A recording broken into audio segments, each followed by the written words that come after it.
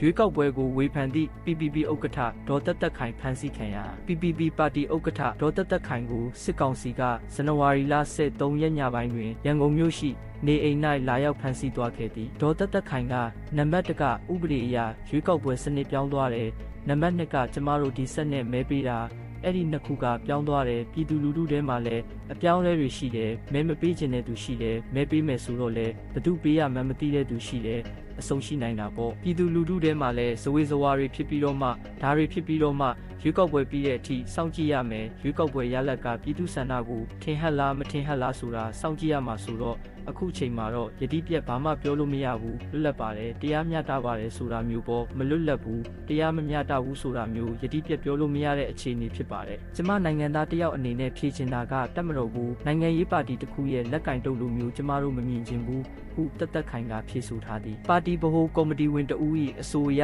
ဘင်းကိုခေါ်ယူမေးမြန်းခြင်းဟုဆိုတော့လဲယနေ့အထိပြန်လည်လွတ်မြောက်လာခြင်းမရှိသေးပဲရွေးကောက်ပွဲနှောက်ယှက်မှုဖြင့်အမှုဖွင့်ခံရနိုင်ခြေရှိနေသည်အင်းဒီကမ္ဘောဇဘဏ်တွင်ငွေကျပ်ဘီလီယံ100ကျော်ကျွေးမိရှိသည်ဟုဆိုကာပြီးခဲ့သည့်ရက်ပိုင်းကလည်းရွေးကောက်ပွဲကော်မရှင်ကကိုယ်စားလှယ်လောင်းအဖြစ်မှပယ်ဖျက်ခြင်းခံထားရသည်